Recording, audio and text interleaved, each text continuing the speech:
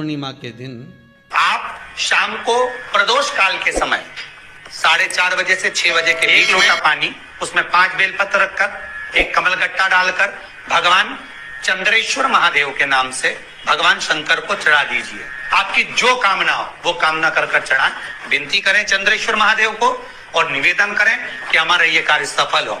एक महीने की पूर्णिमा को जिसके घर में दूध की सामग्री बनती हो, दूध की सामग्री तैयार होती हो, खीर प्रसाद तैयार होता हो, उसके घर में कभी क्लेश नहीं हो सकता।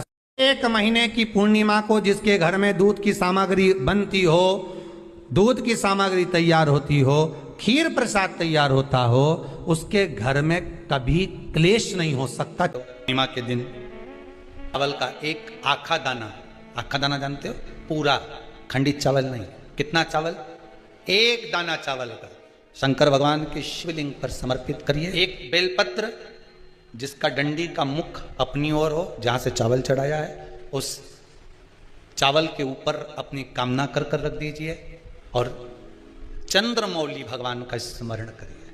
कौन से भगवान? शंकर भगवान का सर्वश्रेष्ठ सुंदर नाम है चंद्रमौली। चंद्रमौली भगवान का स्मरण करिए, अपनी कामना कर कर बेलपत्र समर्पित कर कर शिव जी पर एक लोटा पानी, एक जल पात्र समर्पित करो, कलश से जल चढ़ा दीजिए, नैनों में वो जल लगाकर अपनी कामना कर कर वापिस घर को आइए। आएगी जो कामना करी है मेरा चंद्रमौली भोलेनाथ उसे पूर्ण कर ही देगा। ध्यान रखिएगा, यदि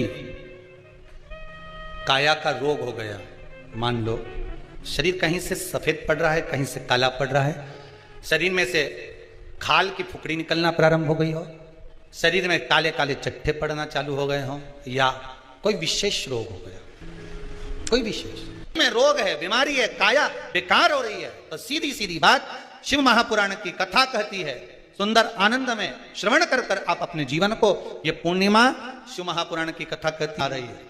कुछ नहीं करना, पीपल का एक पत्ता, उस पत्ते पर थोड़ा सा चावल, पूर्णिमा की रात्रि को अपने हाथ में लेकर, अपने नयनों से लगाकर, शरीर पर से स्वयं उतार कर उसको दरवाजे के पास रख दीजिए। पूर्णिमा की रात्रि को पूर्ण होने पर उस चावल को दूसरे दिन सूंघ कर बहते हुए पानी में डाल दीजिए। महाराज कितने भी रोग से ग्रसित हो गए, पीपल का एक पत्ता 52,000 ब्राह्मण की साक्षी कराता है। महाराज बहुत ध्यान देना, पीपल के वृक्ष में स्वयं नारायण का, मेरे कृष्ण का वास है। स्वयं भगवान गीता के अंतर्गत कहते हैं कि मैं पीपल का वृक्ष हूं, नारायण उसी में। 52,000 ब्राह्मणों का वासा एक पीपल के पत्ते में होता है। और आपको पहले भी कथा में कहा, गाय, ब्राह्मण, बहन, बेटी, ये सब काल का हरण करने वाले हो, काल को हरने वाले हो, रोग को मिटाइए, शिव का स्मरण कर। पूर्णिमा का जो चंद्र है वो विशाल का है, और उस चंद्र की पूर्णता में हमारी अभिलाषाएं भी पूर्ण हो। पूर्णिमा के व्रत में किस भगवान की पूजन होती है? तो कहा पूर्णिमा के व्रत में केले के खंभ लगाकर पूर्णिमा का जो अध्यापन होता है, पूर्णिमा की जो पूजन होती है, उस पूजन में शंकर और पार्वती, शिव और नारायण की पूजन करी जाती है। शंकर और पार्वती का स्मरण, किसकी पूजन होती है? शिव पार्वती। क्यों शंकर और पार्वती का पूजन क्यों करा जाता है पूर्णिमा के व्रत में? क्योंकि शिव और माता पार्वती ही केवल एक ऐसे हैं जिन्होंने अपूर्ण लक्ष्मी को भी पूर्ण बना दिया था। किसको पूर्ण बनाया है? लक्ष्मी। पूर्णिमा के दिन अगर आप शंकर भगवान को एक लोटा पानी अगर शिव को समर्पित कर रहे हो, श्वेत पुष्प को रखकर शंकर जी के ऊपर सफेद फूल को चढ़ाकर अगर एक लोटा जल भी, एक पात्र जल भी शंकर को समर्पित कर रहे हो, तो ये लक्ष्मी के लिए ही तो कर रहे हो। और कौन सी लक्ष्मी? पूर्ण लक्ष्मी।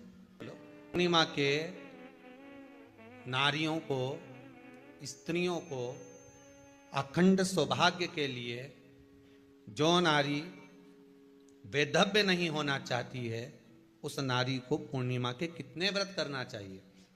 जिस नारी के यहाँ संतान नहीं हो, औलाद नहीं हो, उसको पूर्णिमा के कितने व्रत करना चाहिए? जिस नारी का पुत्र, पति बहुत बीमारी से ग्रसित हो, लग रहा हो कि ये मेरा बेटा बहुत बड़ी बीमारी में घिरा हुआ है, तो नारी को कितने व्रत करना चाहिए? स्वयं भगवान कृष्ण ने माता यशोदा को द्वापर में भी बताया है कि पूर्णिमा के 32 व्रत होते हैं। कितने व्रत होते हैं? 32। हम भगवान कृष्ण यशोदा रानी को, माता यशोदा जी को भी बता रहे हैं 32 व्रत। अब आपको किसी ने बता दिया होगा कि 8 कर लो, 7 कर लो, 6 कर लो, 12 कर लो, इसलिए आपने बोला कि 12 कर लीजिए, 32 कर लीजिए। नारी बेधव्य होकर ना मरे, उसका पति कोई रोग से ग्रसित ना हो, उसका पुत्र किसी रोग में ना पड़े। कितना सुंदर संवाद लिखा है, अगर किसी माता का पुत्र मान लो किसी नशे में डूबा हुआ है, कोई नशा कर रहा है और गलत नशा है, आपको लग रहा है कि ये नशे में डूबा हुआ है, आपको लग रहा है कि ये गलत जगह पर डूब गया है, आपको लग रहा है कि मद्रापान में, मांसाहार में या अधिक गांजा आदि का जो भी नशे होते हैं, जितने भी नशे, उसमें डूब चुका है और माँ उसको समझा रही है, तू नशे में मत डूब, तू इस काम को मत कर, तू ये गलत कर्म मत कर। माँ उसको समझा कर हार गई। तो मेरा माताओं से निवेदन है, आप उसको समझाना बंद कर दो, एक काम करना प्रारंभ कर दीजिए। हमें जो शिव महापुराण के माध्यम से शास्त्र कह रहा है कि आप 32 पूर्णिमा के व्रत प्रारंभ कर दो। उसमें करना क्या है? आपको केवल जिस दिन व्रत रहे, रात्रि के समय पर कोई भी मीठा, कुछ भी सामग्री आप चंद्र की रोशनी में, चंद्र को अर्घ देने के बाद, पूजन करने के बाद उसको रखो, और वही सामग्री जो नशा कर रहा है उसको पूर्णिमा के दूसरे दिन उसको खिलाओ। आप धीरे धीरे खिलाना चालू करेंगे, जिस नशे में वो डूबा हुआ है उस नशे से वो छूटना प्रारंभ हो जाएगा। 2 पूर्णिमा व्रत करके तो देखो, तीसरे में तुम्हें जरूरत ही नहीं, धीरे धीरे आप रुक, वो छूटना प्रारंभ हो जाएगा। अगर नारी अपने पुत्र और अपने पति के लिए, उसकी उम्र की वृद्धि के लिए, रोग मुक्ति के लिए, विश्व के ताप को कम करने वाले चंद्रदेव की आराधना पूर्णिमा के व्रत को धारण करती है, तो नारी उस व्रत के प्रभाव से अपने पुत्र और पति की बीमारी को, रोग को हर ले, रोग का हरण कर ले। जो बच्चा बुद्धि से विकलांग हो, विद्या में कमजोर हो, परीक्षा हॉल में पेपर देते समय भूल जाता हो, वे काम ना करता हो, तो निवेदन है किसी भी पूर्णिमा की रात्रि को 12 बजे गाय के, गौ माता देसी गाय के जो 4 थन होते हैं, उन 4 थन में से जो आगे के थन होते हैं, 2 पीछे की ओर होते हैं, 2 आगे की ओर होते हैं, तो जो आगे के 2 थन है, उस थन का दूध निकलवा लिया जाए, और उस दूध का कोई भी मीठा पदार्थ बनाओ तो ठीक है, ना बनाओ तो उसी दूध में शक्कर मिलाकर पूर्णिमा की रात्रि को, जो विवेक से कमजोर हो, बुद्धि से कमजोर हो, या याद करा हुआ सब भूल जाते हो, या आपके लिए भी है कोई चीज रखते हो भूल जाते हो, विवेक याद नहीं रहता, बुद्धि में इतना प्रबल बल नहीं आ पाता, याददाश्त कमजोर होती चली जा रही, तो किसी भी पूर्णिमा की रात्रि को 12 बजे गाय के आगे के 2 थन का दूध, उसमें कोई पदार्थ, शक्कर, गुड़ कुछ भी मिलाकर भगवान के चंद्रदेव की साक्षी में उसको पिला दिया जाए। महाराज बार बार पिलाने की जरूरत ही नहीं पड़ेगी, एक ही बार में काम कर जाएगा और विवेक पूर्ण तरह से कार्य करने जाएगा। इसी गाय के आगे के 2 थन का दूध बड़ा प्रबल होता है। पूर्णिमा की रात्रि को 12 बजे उसका प्रयोग किया जाए। दूध को निकाल लो, शाम के समय, रात्रि के समय ग्वाले से कहकर, जिसके यहाँ पर देसी गाय हो वहां निकलवा कर उसको रखा जाए, उसका पान करा जाए।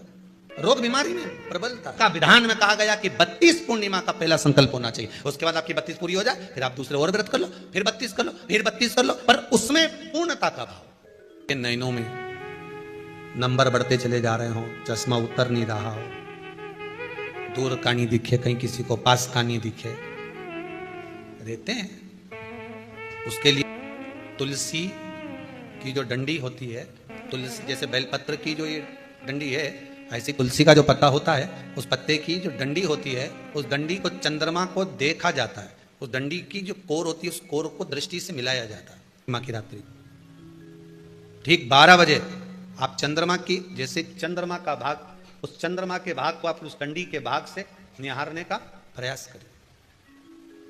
महाराज घर में आई है, घी का दिया लगाई है, उस घी के दीप को लगाने के बाद पूर्णिमा के दिन उस पर एक प्लेट थोड़ी तिरछी करके रख दो, जिससे उसकी कालोच, काई की, उस दीप की, घी के दीप की कालोच उस प्लेट पर आ जाए। थोड़ी सी कालोच ले लीजिए, 5-10 मिनट में आ जाएगी। उसको गाय के घी में मिलाकर, आंखों में सुरमा लगाकर रात्रि को सो जाइए। 3 दिन बाद आप महसूस करेंगे कि नेत्र की ज्योति बढ़ना प्रारंभ हो रही है। अब इस प्रयोग को करने में कोई धन लगा तुम्हारा? अरे बोलो तो सही, कोई दौलत लगी तुम्हारी, कोई संपदा, या फिर तुमने सियोर वाला महाराज के लाके खूब बटोर के दे दिया? कुछ लगा नहीं, तुम करोगे लाभ तुम्हें मिलेगा। ये जितनी पूर्णिमा के व्रत हैं, जितने 12 महीने जो पूर्णिमा पड़ती है, पूनम पड़ती है, ये भले दुनिया के लोग कहते हैं कि ये भगवान राधा और कृष्ण से संबंध, हम और कृष्ण से संबंध रखते हैं, पर इनका यदि सही संबंध समझा जाए, इनके सही संबंध का यदि स्मरण करा जाए, इनके सही संबंधों का यदि वर्णन किया जाए, तो शिव और चंद्रमा के जो मिलन का केंद्र बिंदु है वही पूर्णिमा है। केवल एक पूर्णिमा वहीं तक नहीं रही कि भगवान कृष्ण और राधा जी ने रास किया, केवल वहीं तक उसकी सीमितता नहीं है। अध्यात्म के महीने की किसी भी सोमवार के दिन, किसी भी सोमवार के दिन मिट्टी के पात्र में जो रात्रि भर जल रखा हो, मिट्टी के पात्र में अगर आपके पास में घड़ा हो, हंडा हो, नी हो, तो दिया हो, दीपक हो, कुल्लड़ हो, कोई भी तुम्हारे पास में जो मिट्टी का पात्र, उसमें जल भरना, वो जल बैसाख के महीने की किसी भी सोमवार के दिन, किसी भी सोमवार के दिन, बैसाख महीने या किसी प्रदोष के दिन या बैसाख महीने के शिवरात्रि के दिन, वो मिट्टी के पात्र का जल अपने घर के प्रत्येक व्यक्ति का स्पर्श कराकर उस मिट्टी के पात्र के जल को तांबे के पात्र में डाल लीजिए और घर के प्रत्येक व्यक्ति का स्पर्श करा लीजिए और शंकर भगवान पर कुंदकेश्वर महादेव के नाम से समर्पित करिए। कुंदकेश्वर महादेव। कभी जीवन में पीछे पलट कर देखने की जरूरत नहीं पड़ेगी, आप उन्नति की सीढ़ी की ओर बढ़ते चले जाओगे। बैसाख महीने में मिट्टी के पात्र का जल भगवान शंकर को समर्पित होना चाहिए, उसका सुख हमारे जीवन को एक आनंद फल प्रदान है। बैसाख के महीने में सोमवार के दिन कि आपका कोई काम अटक रहा है, कोई काम नहीं हो रहा, बहुत परेशान हो गए, बहुत थक गए उस काम के लिए, सबके हाथ भी जोड़ लिए, सबके पास होकर आ गए, पर वो काम बढ़ ही नहीं रहा, तो निवेदन करते हैं घी के दिए में काली तिल डालकर सोमवार के दिन शंकर जी के मंदिर के सामने तुम रुका जी का नाम लेकर दिया लगाकर, जिस काम को तुमने दुनिया के आगे कहकर देख लिया, कर कर देख लिया, नहीं हुआ, उस कार्य को एक बार दिया लगाकर निवेदन कर कर फिर जाकर देखना, काम आगे बढ़कर ही रहेगा, छूटेगा। ये सोमवार के दिन अगर जल के पात्र में लाल चंदन को घोलकर अगर शिव को समर्पित कर दिया जाए, केवल 5 सोमवार कर कर देखिए, जो मन की कामना होती है वो पूर्ण हो जाती है। लाल चंदन केवल अगर जल के पात्र में अगर घोला जाए और जल के पात्र में घोलकर जल को लाल चंदन मिलाकर अगर शिव को समर्पित करा तो शंकर भगवान राजी हो जाते हैं, प्रसन्न हो जाते हैं। शिव को चाहिए क्या? केवल एक जल, 3 बार ताली बजा दो तो भी भोलेनाथ राजी हो जाते हैं। जिसके यहाँ लक्ष्मी नहीं टिकती, जिसके यहाँ संपदा नहीं बढ़ती, जिसका व्यापार नहीं चलता, जिसके सर्विस नौकरी सही नहीं हो रही, उसको सोमवार के दिन अगर बेलपत्री के पेड़ के नीचे जो दिया लगाता है, उसके घर में कभी संपदा की कमी नहीं आती। साहब आत्म महत्म में ये वर्णन किया कि एक बेलपत्र का वृक्ष हो या पीपल का वृक्ष हो या तुलसी का पौधा हो या आंवले का वृक्ष हो या बट वृक्ष हो, उस वृक्ष के नीचे बैसाख के महीने में जो जल समर्पित करा जाता है, उस जल की पुण्याई इतनी प्रबल हो जाती है कि व्यक्ति के जीवन में जितना पाप कर्म करा होता है वो सब निष्फल हो जाता है, वो सब समाप्त हो जाता है। बैसाख महीने में पार्थिव शिवलिंग के निर्माण का, और उसमें एक बात कही गई कि जब संसार का मनुष्य, मृत्यु लोक में रहने वाला मानव, मृत्यु लोक में रहने वाला मनुष्य मिट्टी के शिवलिंग का निर्माण करता है, पार्थिव शिवलिंग का निर्माण करता है, और जिस घर में पार्थिव शिवलिंग का निर्माण होकर उसकी पूजन होती है, घर का सदस्य उस पर अगर एक बूंद जल समर्पित कर देता है, तो जितने घर के सदस्य होते हैं उस पार्थिव शिवलिंग के निर्माण को करने वाले होते हैं, पूजन करने वाले होते हैं, उनको 6 महीने तक किसी बड़ी बाधाओं को झेलना नहीं पड़ता, वो दुख अपने आप कट जाता है। पार्थिव शिवलिंग का निर्माण बैसाख महीने। एक लोटा पानी जो भगवान शंकर को समर्पित करता है, मरने के बाद तुम्हारी औलाद तुम्हारा किसी पवित्र नदी में तर्पण करे ना करे, तुम्हारा शिव को दिया हुआ जल तुम्हारे खाते में पहुंच जाता। आपने जो शंकर भगवान को 1 लोटा जल दिया है, शिव जी को 1 लोटा पानी चढ़ाया, शंकर भगवान को 1 लोटा जल समर्पित करा है, शंकर भगवान को 1 लोटा जल अगर आपने दिया है तो वो आपके खाते में पहुंचेगा जरूर, ये निश्चित है, पक्का है। भक्ति के अनुसार, शंकर भगवान के अनुमोदन के अनुसार,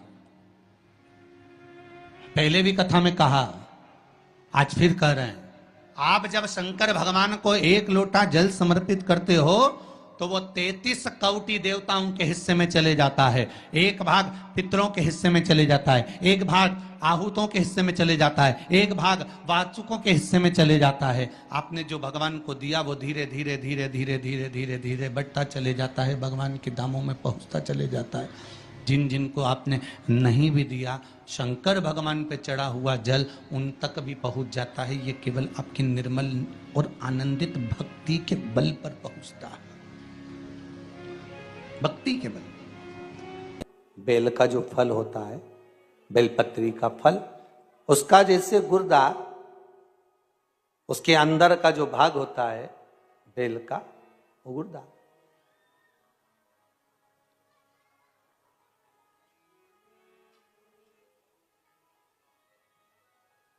उसको अग्नि में जलाकर उसकी भस्म तैयार कर कर छान कर जब जब आपके यहां विद्वान ब्राह्मण शिव जी का अभिषेक कराते हैं, पूजन कराते हैं, तो उसमें लिखते हैं पूजन के साहित्य में, बेलपत्री, धतूरा, दुर्वा, ये उसमें नीचे लिखेंगे भस्म। लिखते कि नहीं लिखते? लिखते हैं ना, भस्म अभिषेक में चाहिए रहती। तब उस भस्म का थोड़ा सा भी भाग आप अगर शिव को समर्पित कर रहे हो तो ये जान लें कि शंकर मनवांछित फल प्रदान कर रहे हैं, शिव फल प्रदान कर रहे हैं।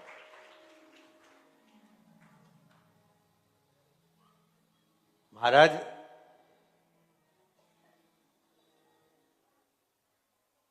बेलपत्री के वृक्ष के नीचे बैठकर हाथ में 1 बेलपत्र का पत्ता रखकर आप पंचाक्षर मंत्र नमः शिवाय, ओम नमः शिवाय या श्री शिवाय नमस्तुभ्यम या महामृत्युंजय मंत्र का स्मरण कर रहे हो, पर डंडी का भाग अपनी ओर, बेलपत्र की बीच वाली पत्ती का भाग बीच वाली उंगली की ओर रखकर अगर आप स्मरण कर रहे हैं और अपनी कामना कर कर बेलपत्री के वृक्ष के नीचे बैठकर उस पत्ते को सम्मुख रखकर बाबा से विनय कर कर एकांत में उस बेलपत्री के वृक्ष की छांव में, बेलपत्री के वृक्ष की छांव आप कामना कर कर उस पत्ते को शंकर भगवान के ऊपर समर्पित कर रहे हैं, तो ये जान कर रखें कि पार्वती और शिव का मिलन करवा रहे हैं और अपनी मनवांछित फल कामना पूर्ण करवा रहे हैं।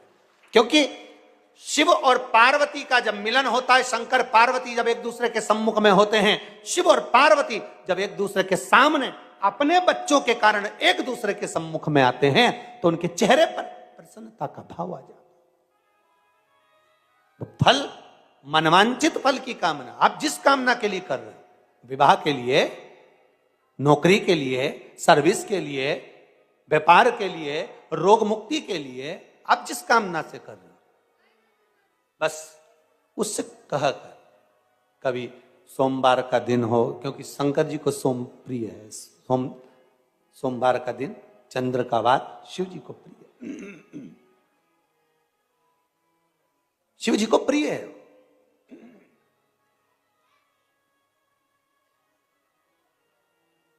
किसी ने पूछा, गुरुजी शिव जी की प्रियता चंद्र में? हां, क्योंकि चंद्र शीतल है, शंकर भगवान के कंठ पर विष है, शीतलता का भाव अच्छा लगता है।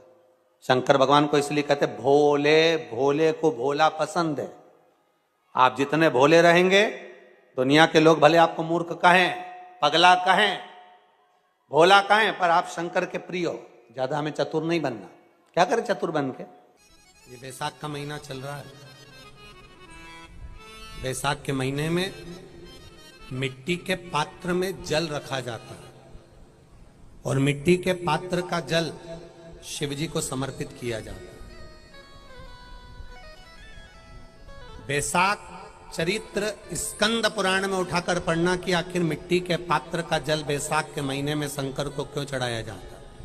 अगर मिट्टी का पात्र भी नहीं हो, तुम्हारे घर में मटका हो, सुरई हो, वो भी नहीं हो, तो एक दिए में मिट्टी के पानी भर लो और वो पानी तांबे के कलश के अंदर जो पानी है उसमें मिला लो। पर मिट्टी का जल शिव जी को क्यों चढ़ाया जाता है? स्कंद पुराण के अंदर बैसाख महत्व में लिखा कि जो अधोगति में मर गया होता है, अचानक मर गया होता है, एक्सीडेंट में मर गया होता है, उसकी जीने की और तमन्ना थी, अचानक कोई बीमारी लग गई और मर गया, कोई बड़ी बीमारी लगने के कारण चला गया, उसको बहुत कुछ करना था पर मर गया, उसके लिए बैसाख महीने में शंकर भगवान को जब हम मिट्टी के पात्र का जल समर्पित करते हैं तो वो जीव तड़पता नहीं है, कहीं भटकता नहीं है। उसको गया में पितरों में मिलाया कि नहीं मिलाया, भद्र विशाल में ब्रह्म का पाली करी कि नहीं करी, कभी पिंडदान, कभी तर्पण तिलांजलि हुई कि नहीं हुई, पर मिट्टी के पात्र का जल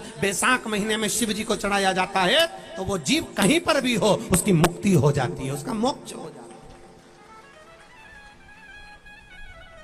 भले एक दिए, अगर आपके पास मिट्टी का मटका नहीं है, आपके पास मटका नहीं, सुराई नहीं, मटकी नहीं, मिट्टी का कोई पात्र नहीं, कोई तारवा नहीं, तो आप दिए के अंदर भी जल भरकर उसको तांबे के लोटे में मिलाकर शिव जी को चढ़ा सकते हो। बैसाख महीने में वो जिस नारी के गर्भ में बच्चा 1-2 महीने का, 4 महीने का किसी का गिर गया हो, बच्चा चले गया 2 महीना, 4 महीना, 6 महीने का समाप्त हो, उसको चढ़ाना चाहिए बैसाख महीने में शिव को जल, मिट्टी के पात्र का जल। परिवार में कोई अधोगति में चले गया, चढ़ाना चाहिए मिट्टी की। शिवरात्रि शिव महापुराण की कथा कहती है जैसे शरीर की कोई भी इंद्री में जैसे हाथ है, कई माताओं के या पुरुष लोगों के, कई लोगों के, ये नहीं है कि तुम्हारे हाथ केवल तुम बूढ़े होगे तभी कांपते हैं। कई बहन बेटियों के, कई जवान लोगों के भी हाथ जब सीधा करवाओ तो कांपने लगता है, कंपन करता है। उनको लगता है कि हमको कोई रोग हो गया, कोई बीमारी हो गई।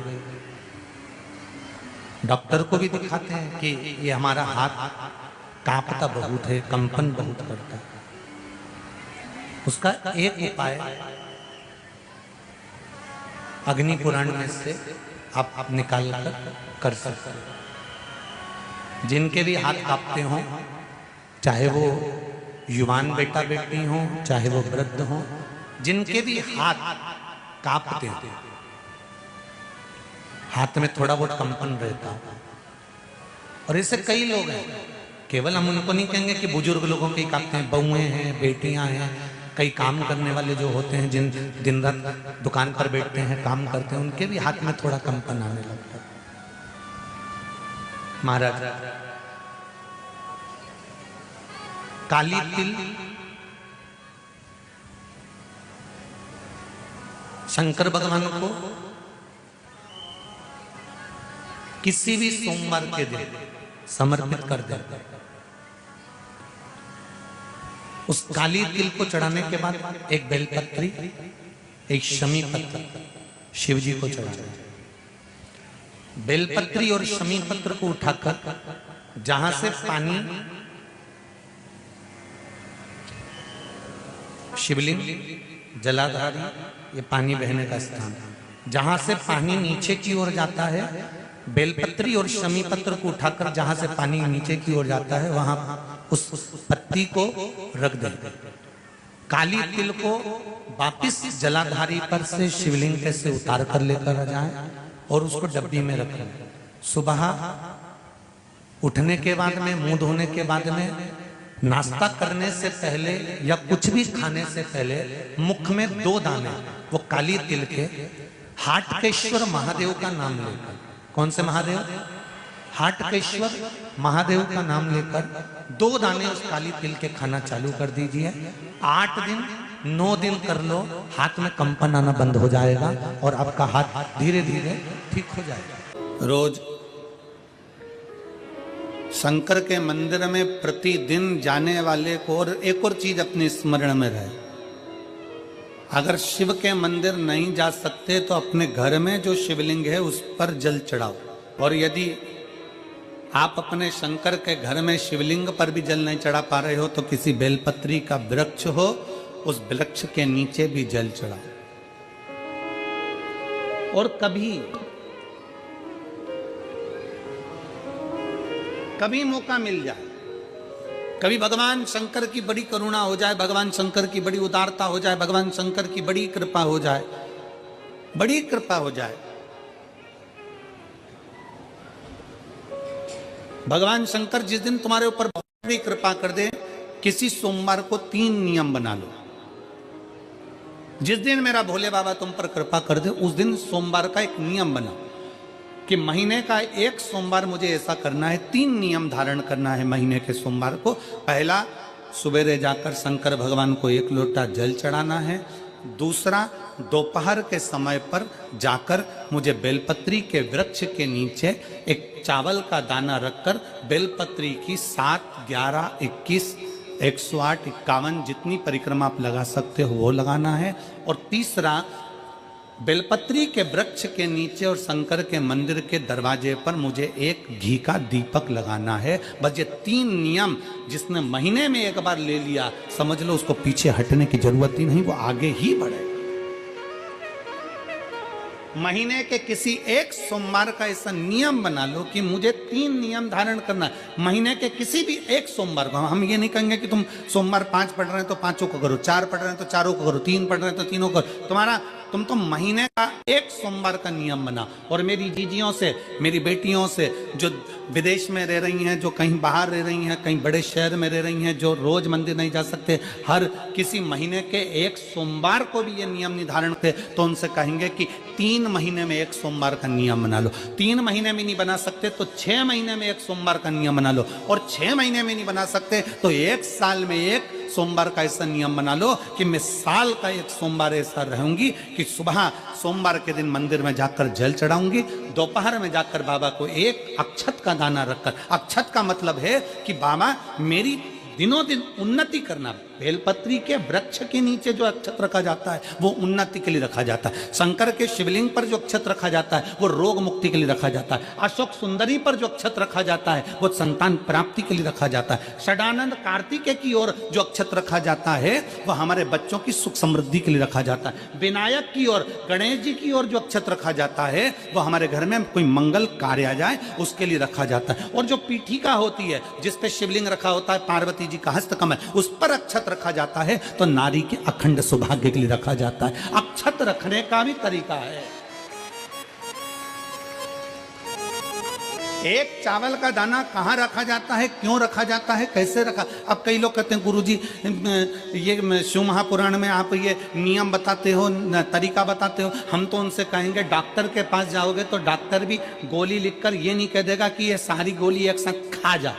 डॉक्टर भी कहेगा ये गोली सुबह खाना है, ये गोली शाम को खाना है, ये गोली दोपहर में खाना, ये गोली भूखे रहकर खाना। बोलो सही है कि गलत है? ये रात्रि को खाना खाने के बाद खा लेना, ये खाना खाने के पहले, ये नाश्ते के पहले। और सुनो, ये दवाई, ये वाली पीछे वाली जो दवाई लो ना इसको दूध से लेना, ये वाली जो दवाई लो ना इसको पानी से लेना। और सुनो, ये डब्बी है इसको पानी में मिलाकर फिर पीना। दवाई लेने का भी तरीका है, उसी तरह शिव महापुराण में एक एक अक्षत का भी तरीका है और एक एक बेलपत्री का भी तरीका है। अब मान लो कई लोग कहते हैं गुरुजी आप ये तरीका बताते हो शिव पुराण के माध्यम से, कई लोगों के मन में संशय जागता है, तो अगर हम एक साथ चावल चढ़ा दे तो उसका क्या तरीका है? तो हमारा निवेदन है डॉक्टर जो दवाई ले एक ही बार में निपटा जाए, एक ही बार में खा ले। दवाई एक बार में पूरी खा गए असर नहीं करेगी। इसमें डॉक्टर का कोई दोष नहीं है, उसने तो बताया था ऐसे लेना ऐसे लेना। और तुमने मैं डॉक्टर साहब ने पूछा दवाई पूरी ली, शाम की दवाई भूल गई थी, सवेरे की दवाई भूल गई थी, ये दवाई भूल गई थी। डॉक्टर कहेगा हमने तो नियम बताया था, तुमने नहीं खाई तो असर कहां से करेगी। तुम असर कब करती है, जब हम पूजन के तरीके को जान जाएं, जब हम अर्चना के तरीके को जाएं। आप साल भर का एक सोमवार निकाल लो, 6 महीने का एक सोमवार निकाल लो, 3 महीने का एक सोमवार निकाल लो, महीने का एक सोमवार निकाल लो, अपने से दिल में बन जाए तो एक सोमवार ऐसा निकालो जिसके 3 नियम धारण हो। पहला, उसी सोमवार जिसको कर रहे हो उस दिन सुबह जल चढ़ाना। दूसरे, दोपहर के समय पर जाकर बेलपत्री के वृक्ष के नीचे एक चावल का दाना रखना। और परिक्रमा बेलपत्र की जितनी तुमसे बन जाए, जितनी तुम्हारे शरीर की कैपेसिटी हो, जितना तुम्हारा शरीर चलते बन जाए। हम तो ये भी नहीं कहते कि तुम भूखे रहकर भगवान का भजन करो, हम कभी नहीं कहते। हम तो यहां तक कहते हैं, हमारे पुष्टि मार्ग में यहां तक कहा गया कि वल्लभ कुल की एकादशी करो, भले बकरी जैसे चरो पर एकादशी करो। हम तो यहां तक कहते हैं कि बहुत समय से कल मेरी एकादशी है, एकादशी है, एकादशी है, एकादशी है, पूरे घर को हिलाकर रख दिया, एकादशी है, एकादशी, एकादशी है। बहू टेंशन में, बेटा डिप्रेशन में, पति पपीता ला ला के, सेव फल ला ला के, मूंगफली का दाना ला ला के, काजू कतली ला ला के, सेव फल ला ला के, और सारा सामान साबूदाना और खिचड़ी और ना चिप्स ना जाने क्या क्या ला ला के, बेचारा पति एकादशी आती है वो नौमी से चिंता में पड़ जाता है।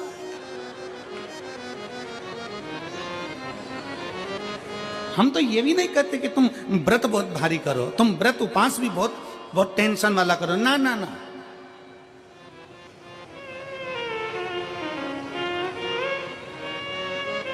अपने को व्रत उपास भी इतना बहुत भूखे रह रहे हो, बहुत प्यासे रह रहे हो, और मालूम पड़े कि भगवान हमें मिलेगा, भगवान हमें मिलेगा। भगवान कहता है कि देख भाई, मैं भी भूखा नहीं रहता, तू भी भूखा मत रहे, मैं भी चकाचक रहता हूं, तू भी चकाचक रहे, मैं भी अपने। और भगवान शंकर तो ये भी कहते हैं कि अपना परिवार भी मत छोड़ो। मेरे पास में पार्वती भी, एक ही देवता है जो विद फैमिली मंदिर में बैठता है। शंकर जी हैं तो पार्वती जी है, तो गणेश जी हैं, तो कार्तिकेय जी हैं, तो नंदी है, सब मंदिर के अंदर चाहिए। शंकर भगवान अपने पूरे परिवार के साथ। शंकर जी तो ये कहते हैं अकेले तुम क्यों रहते हो। शिव जी की एक बात अपने ध्यान में रखना, कितनी सुंदर बात है शंकर भगवान की, बहुत ध्यान में रखिएगा। आप जौहरी नहीं हो, हीरे को नहीं परख सकते। हम भी जौहरी नहीं है, हम हीरा को नहीं समझ सकते। पर भगवान शंकर ने पृथ्वी पर जिसको जन्म दिया उसको जौहरी बनाकर पैदा किया है, उसको जौहरी बनाकर भेजा है कि आप भले हीरा को न समझो चलेगा, पर अपने नजदीक में कोई दुखी है तो उसकी पीड़ा को जरूर समझना। भगवान शंकर कहते हैं उसकी पीड़ा का स्मरण।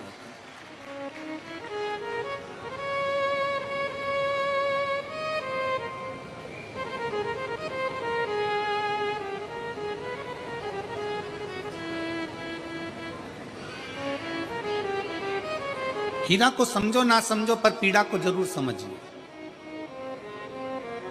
किसी के दर्द को जरूर समझिए, किसी के दुख को जरूर समझिए, किसी की तकलीफों को जरूर समझिए। पशुपतिनाथ का व्रत करते हो आप, 16 सोमवार का व्रत करते हो आप, संकट सोमवार का व्रत करते हो आप, शिवरात्रि का व्रत करते हो, सोमवार की अष्टमी का व्रत करते हो। उन व्रतों में सारे व्रत करो, मना नहीं है, पर उस व्रत में अपना पूर्ण समर्पण परमात्मा के प्रति रखो। केवल खाना छोड़ा है, अन्न छोड़ा है, भोजन छोड़ा है, और दिन में सुबह से लेकर शाम तक 2-3 बार तुमने कुछ ना कुछ पाया है, वो व्रत हो सकता है आपकी दृष्टि में। पर हमारी दृष्टि में व्रत कौन सा है। शिव महापुराण की कथा कहती है कि सुबेरे आपका व्रत चालू हुआ, दूसरे दिन ब्रह्म मुहूर्त तक जो आपका व्रत आपने रखा है, भगवान का जो व्रत कर रहे हो, उस व्रत में एक बात अपने अंदर उतार कर रखो कि इस दिन मैं अपने मोबाइल का त्याग करती हूँ, पूरे दिन मैं मैसेज नहीं पढ़ूंगी, मैं देखूंगी नहीं, मैं अपशब्द नहीं कहूंगी, मैं जानूंगी नहीं। दूसरा, आज के दिन मेरा व्रत है, आज 1 महीने में, 15 दिन में, 2 दिन में, 20 दिन में मैंने अगर किसी से भी अपशब्द कहा होगा, आड़ा टेढ़ा कहा होगा, तो सबसे पहले आज व्रत वाले दिन मैं उसको सॉरी कहूंगी, क्षमा मांगूंगी और अपने हृदय से लगाने का प्रयास करूंगी। व्रत है, व्रत का तीसरा अंश। आज मेरा व्रत है, मैं आज के दिन किसी को भी अपशब्द नहीं बोलूंगी, किसी के लिए आड़ा टेढ़ा नहीं बोलूंगा। आज जितना बन सकेगा मैं सात्विक जीवन जीऊंगा। चौथा, आज मेरा व्रत है, आज के दिन मैं झूठ नहीं बोलूंगी, ना झूठ बोलूंगा सुबह से लेकर शाम तक। और 5वां, आज व्रत वाला दिन है, जितना फलार मैं करूंगी उसका पैसा जोड़ूंगी कि 15 रुपए का मैंने साबुदाना खाया, 10 रुपए का बटाटा खाया, ये खाया वो खाया, सारा हिसाब लगाकर 55, 60, 70 रुपए जितने होते हैं उसमें से एक अंश निकालकर मैं उसका एक भाग किसी गौशाला में जाकर गाय को चारा जरूर दूंगी। आपका व्रत, आपकी साधना, आपका तप, आपका बल, आप कैसा कर रहे हैं? केवल भूखे रहने पर भगवत पद की प्राप्ति नहीं होती। शिव महापुराण की कथा कहती है कि भूखे रहने से भगवान की प्राप्ति नहीं होती। शिव पुराण की कथा कहती है भगवान को पाने की भूख बढ़ाने से भगवान की प्राप्ति होती है। भीतर से परमात्मा को पाने की भूख बढ़ाइए, भगवान को पाने की भूख बढ़ाओ भीतर से।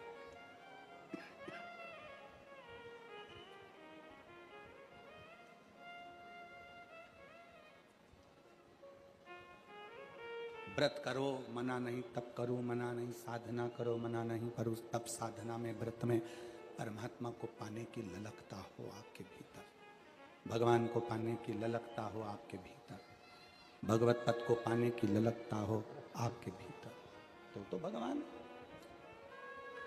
हाँ, पुराण की कथा एक बड़ी सुंदर बात कहती है, व्रत आप करते हो, उपास आप करते हो, नियम आप लेते हो, पूरा किसको करना पड़ता है? तुम्हें नहीं। व्रत आप करते हो, उपास आप करते हो, नियम आप लेते हो और पूरा देवाधिदेव करते हैं, भगवान शंकर करते हैं। बस इतना जरूर याद रखें कि जैसे कुछ प्राप्त हो भी गया तो शिव को धन्यवाद देकर शंकर के दरवाजे पर जाते रहना, यह हमारा कर्तव्य है।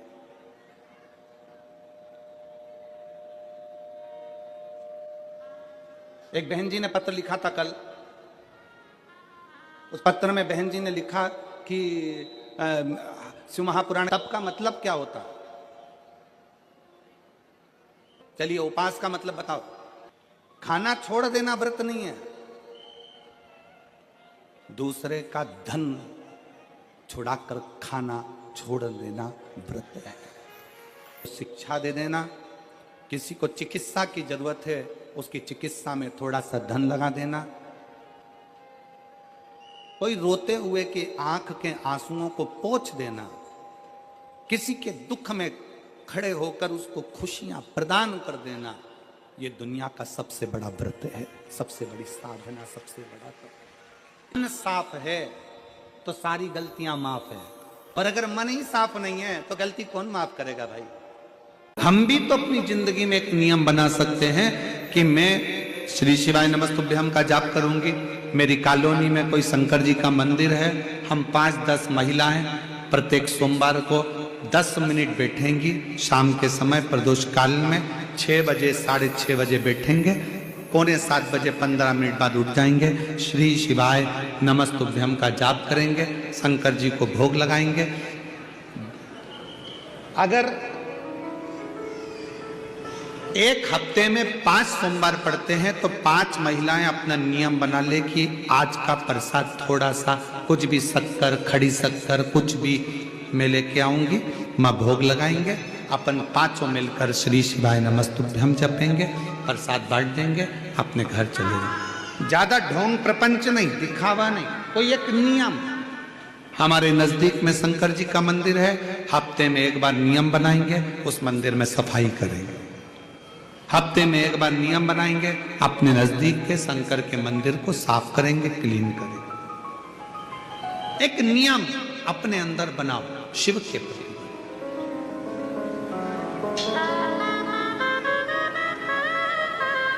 अपने भीतर जब हम नियम बना लेते हैं कि श्री शिवाय नमस्तुभ्यम जपना है, शिव को एक लोटा जल चढ़ाना है, शंकर की आराधना करना है तो शिव हमारे लिए भी कोई ना कोई नियम जरूर बनाते हैं और हमारा कल्याण जरूर करते हैं। एक नियम बना, इस कथा को सुना तुम्हारे पति को फल प्राप्त हो। कलिकाल में संसार में जो शिव महापुराण की कथा को सुनता है, श्रवण करता है, करवाता है, बाँचता है, सुनता है, वो जितने जीव इस कथा को श्रवण करने आते हैं, केवल उनका ही नहीं, उनकी 71 पीढ़ी का कल्याण शिव पुराण की कथा। श्री शिवाय नमस्तुभ्याम, श्री शिवाय नमस्तुभ्याम। हर हर महादेव। यह उपाय आप पूर्णिमा के दिन कर सकते हैं। पंडित प्रदीप मिश्रा ने यह बताया कि यह उपाय करने से होगी हर मनोकामना पूरी। हर हर महादेव।